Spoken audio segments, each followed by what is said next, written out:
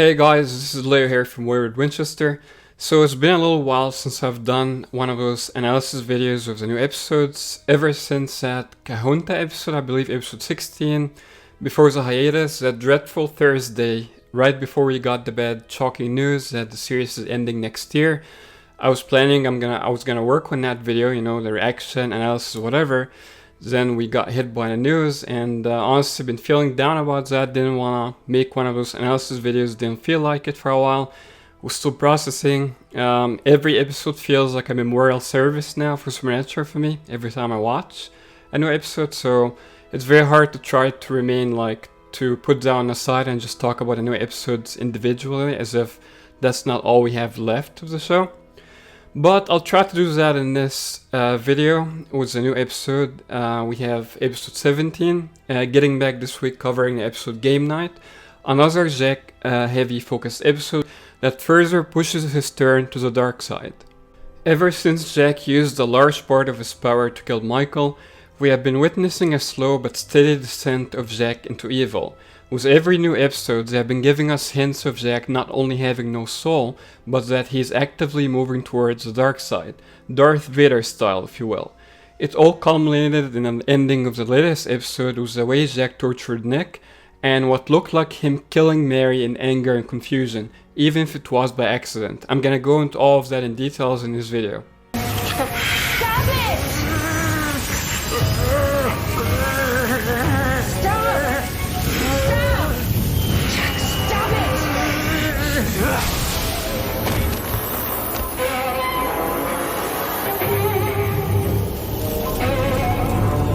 So before I dive into the details of this episode, what exactly Zack did in this episode, we have to go a little bit further back with the whole build-up of what he's becoming right now. It all began with Zack using his powers in few occasions out of clear good intentions, like protecting the boys despite being warned not to, as his use of his powers actively depletes his soul because of that spells that resurrected him earlier. The first sinister use of Zack's powers came when he decided to murder the snake he rescued from the Gorgon monster, claiming it was to help alleviate their suffering. The snake was simply not eating. He could have taken them to the vet or even set them free in the wild in their actual home. Any of that made much more sense than what he actually did. Castiel worryingly observed what Zack did without Zack noticing.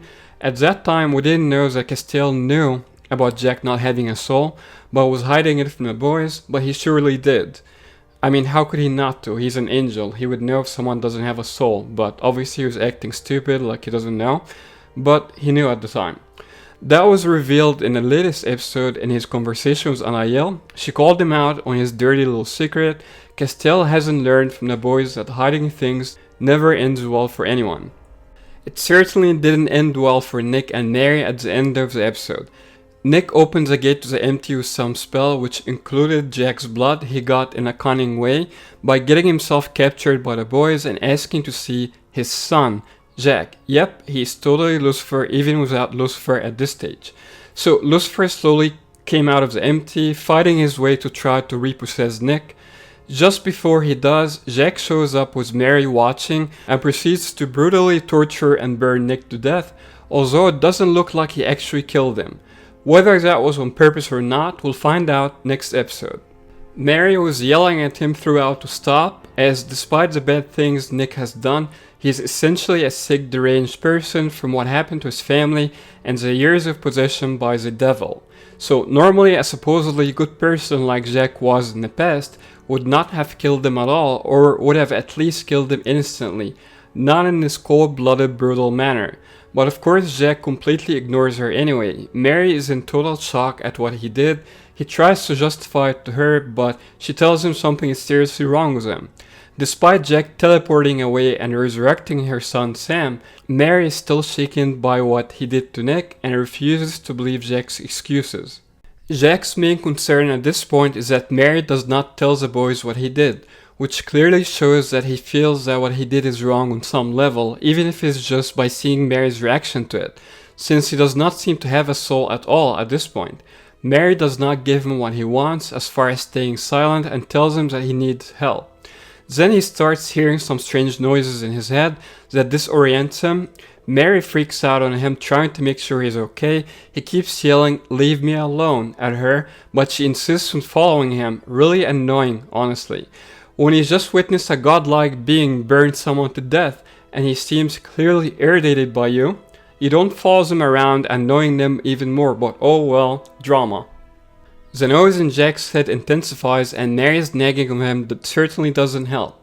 He eventually loses it at her, and we see his angry yellow eyes light up with power in Mary's direction.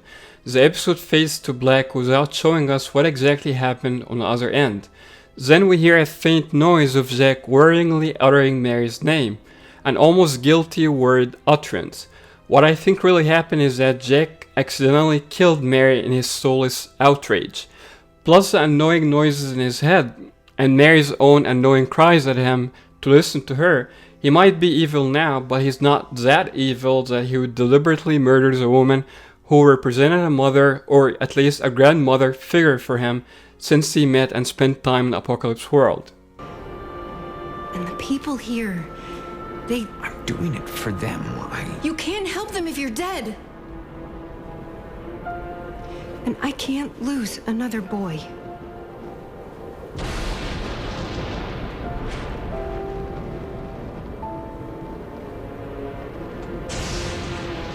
You won't.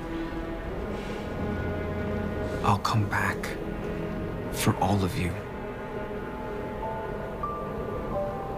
So 2 big questions remain for me at the end of this episode. One, well, what happened to Mary? I already kind of answered that. I think he killed her even by accident, in his rage. He couldn't think straight. He gets this annoying noise, and Mary's not helping. He just snaps at her, and boom, she's gone. And he's obviously feels distraught about it, even without a soul. He says, Mary, like, what have I done? Essentially, that's what it sounds like to me. And I kind of actually seen it coming throughout the whole episode. Mary was kind of saying almost like a goodbye to Dean in the car. Like, I love you boys, whatever, and I enjoyed every moment with you. We know whenever this happens with Supernatural, it means the character will die, right? And it was like an early foreshadow, if you will. And then by the time we had Mary and Zack pairing together and, going after Lucifer and Nick, I knew something bad would happen to Mary at the end. Especially when Zack just left her there to take care of Nick or whatever, went to help Sam and came back. I knew Mary's not coming back after that. Especially with the way Zack has been acting. Obviously, ever since that he killed that snake, he's been shady, he's been lying to the boys, he's been showing off his power with the whole blade thing, stabbing the girl, you can call it an accident, whatever, but he's being very reckless. She was stupid, the girl, by walking into the blade, obviously, but he shouldn't be showing off something so dangerous around some random idiots and just they tell him to stop and he's not stopping, so still his fault as well. He doesn't seem to know what's right or wrong anymore, even though the boys raised him well and everything. It's just he doesn't have a soul anymore. But that's not all. Then it comes the second question.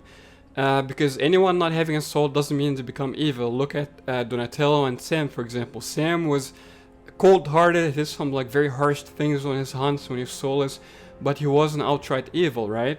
Look at Donatello, again, just like a functional psychopath or a functional sociopath, whatever you want to call him. He's just living his normal life, not hurting anyone, even though he doesn't have a soul. In Nick's case, obviously, he does have a soul, but he's just deranged from Lucifer, so that's a whole different thing, right? Coming to Zack, it's not just he doesn't have a soul. We also find out he's been getting strange noises that became evident by the end of this episode that I don't think we've heard of before in any other episode. So as far as I'm concerned, that's the first hint of the noises in his head. So the big question is, what could this noise be, right? What I think it is actually Michael still living through his essence inside Zack when he actually drank his essence when he supposedly killed him in the earlier episode. So could Michael be just pushing Zack to do evil things? Could it be the other possibility? Is it Lucifer, his dad, calling him out from the empty somehow and pushing him to do evil to help get him out, even though it seems opposite, that he actually shoved him back in the empty in that episode? So I'm leaning more towards that noise being Michael. When Zack, absorbed Michael's essence, part of Michael remained and living inside Zack, and somehow is gonna grow strong and come out and probably use Zack to try to destroy the world. And that's what leads me to the title of the penultimate episode of the season, Jack in the box that seems to hint further at the idea that Michael is in fact still alive and well inside of Zack, and he would be the source of those noises Jack heard at the end of the latest episode. Maybe Michael, like I said, pushing him to do evil. The Archangel box Dean built is not working. That's why we still have Zack in the description of the finale, which I'm going to talk about in a separate video. It's a whole other big video coming, right? So the Archangel box clearly wouldn't contain Jack with whatever power he has now. He's much more powerful than Dean and Michael.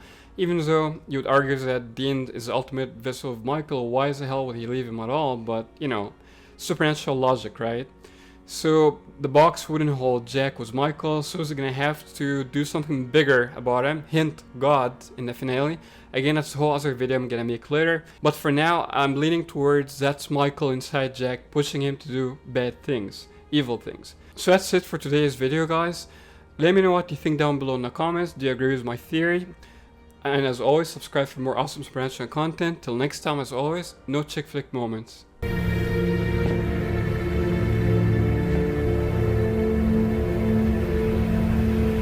I'm me again.